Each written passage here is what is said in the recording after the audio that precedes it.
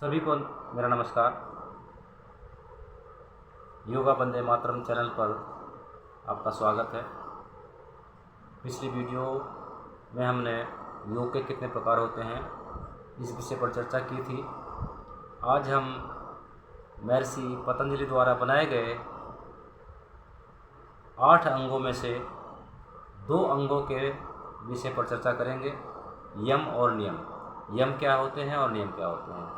यम भी 5 प्रकार के होते हैं और नियम भी 5 प्रकार के होते हैं। यम अहिंसा, सत्य, अस्तेय, ब्रह्मचर्य, अपरिग्रह, यम। सबसे पहला है अहिंसा। अहिंसा का मतलब है अपने आप को या किसी दूसरे प्राणी को मन से, कर्म से, वाणी से, किसी भी प्रकार से आत्मिक या शारीरिक कष्ट न पहुंचाने का नाम ही अहिंसा है। अर्थात हम अपने जीवन में जो भी कार्य करते हैं उन कार्यों से किसी दूसरे को कष्ट ना हो, इसी को अहिंसा कहते हैं। हमारे विचार सदैव अहिंसा आत्मक होने चाहिए। हिंसा करने का विचार भी हमारे मन में न आए। स्मृति का वाक्य है अहिंसा परमो धर्म। अर्थात यदि आप अहिंसक हैं तो धर्म के परम पालक भी हैं। यही अहिंसा है। अब दूसरा नंबर आता है सत्य। सत्य क्या है? कदापि झूठ न बोलने का नाम ही सत्य है।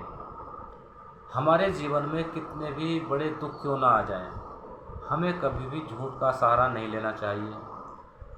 ईश्वर ही सत्य है और सत्य ही ईश्वर है। झूठ बोलकर कमाया हुआ धन, झूठ बोलकर कमाया हुआ सुख हमेशा दुख का कारण बनता है। इसलिए अपने जीवन में जो भी हम कार्य करें हमें कभी भी झूठ नहीं बोलना चाहिए। ईश्वर ही सत्य है और सत्य ईश्वर है। कह सत्यमेव जयते, सत्यमेव जयते। सत्य विजय का मार्ग है। सत्य सुख और शांति का प्रदायक है। इसलिए हमेशा सत्य ही बोलना चाहिए। अब तीसरा नंबर आता है अस्तेय। क्या है? अस्तेय का सीधा अर्थ है चोरी न करना। अर्थात मन से, वाणी से, कर्म से किसी दूसरे की वस्तु को न अपनाना अपरिग्रह कहलाता है। अब चौथा नंबर आता है ब्रह्मचर्य। ब्रह्मचर्य क्या है? अपनी इंद्रियों को संपूर्ण रूप से अपने बस में रखना। पर स्त्री पुरुष को देख करके अपने मन व 10 इंद्रियों को अपने बस में रखना। किसी दूसरे की धन संपत्ति पर अपना अधिकार न जमाना। वीर्य यानी शक्ति को अपने बस में ब्रह्मचर्य कहलाता है। समस्त लालसाओं आसक्तियों से विरक्त होना ही ब्रह्मचर्य है। चौथा नंबर है अपरिग्रह। 5वां नंबर है अपरिग्रह। अत्यधिक धन संपत्ति को संचय करना, धन को इकट्ठा न करना।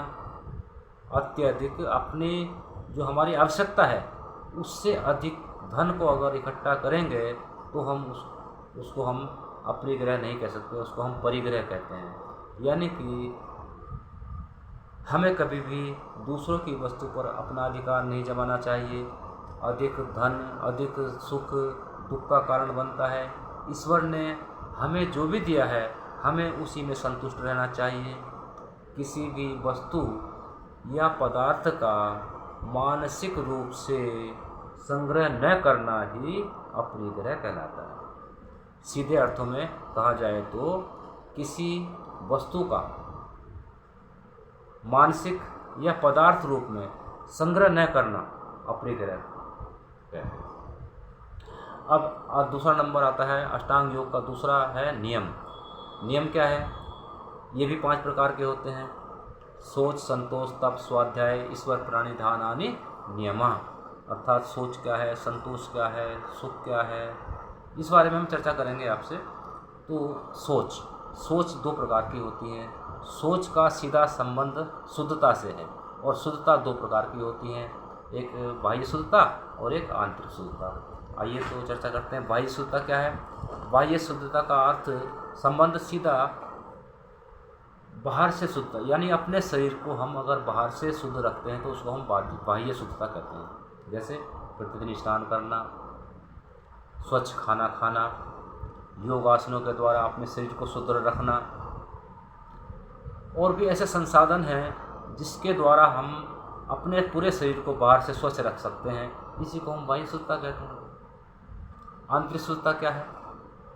मनसा वाचा कर्मणा, अर्थात मन से, कर्म से, वाणी से, भक्ति से अपने आप को ईश्वर के प्रति समर्पित कर देना, अपने आप को उस परमपिता परमात्मा में लगा देना जो सबका पालनहार है। हमारे मन में उत्पन्न होने वाले संपूर्ण विकारों का नाश करना आंतरिक शुद्धता कहलाती है। हमारे मन में जो गंदे विचार उत्पन्न होते हैं, उन विचारों को मार देना, उनसे विरक्त हो जाना आंतरिक शुद्धता कहलाती है। अब आता है नंबर संतोष क्या है? सुख दुख, जय पराजय, लाभ हानि, अपयश, यश अपयश, कीर्ति अपकीर्ति, प्रसन्नता प्रसन्नता आदि सभी स्थिति में सदैव संतुलन बनाए रखना, अर्थात ईश्वर ने जो हमें दिया है उसी में संतुष्ट रहना संतोष कहलाता है। तब क्या है? तब का अर्थ यह नहीं होता कि हम एक पैर पर खड़े हो जाएं, दिन भर कुछ ना खाएं, पानी भी न पिएं। ऐसी भ्रांतियों को तप नहीं कह सकते। तप का मतलब है सुख दुख में समान रहना, भूख प्यास को सहन करना, गर्मी सर्दी को सहन करना, मान या अपमान की स्थिति में समान रहना, अपने मन बुद्धि व 10 इंद्रियों को अपने बस में कर लेना, हर स्थिति में समान रहना, हर स्थिति में अपने आप को समान रखना, तब कहलाता है स्वाध्याय। स्वाध्याय धार्मिक ग्रंथों यानी वेद हैं, उपनिषद हैं, पुराण हैं, गीता है, उनका पठन पाठन मनन करना स्वाध्याय कहलाता है। यानी अच्छे पुस्तकों को पढ़ना, उनका मनन करना स्वाध्याय है। हमें कभी ऐसी पुस्तकों को नहीं पढ़ना चाहिए जिससे हमारे स्वभाव पर, हमारी बुद्धि पर, हमारे मन पर गलत प्रभाव पड़े। ऐसी पुस्तकों को हमें कभी नहीं पढ़ना चाहिए। अर्थात आत्मज्ञान आनंद की अनुभूति कराता है। आत्मज्ञान आनंद की अनुभूति कराता है। सच्चा ईश्वरीय ज्ञान ही हमारी आत्मा और परमात्मा का मिलन कराता है। इसी को हम स्वाध्याय कहते हैं। ईश्वर प्राणिधान क्या है?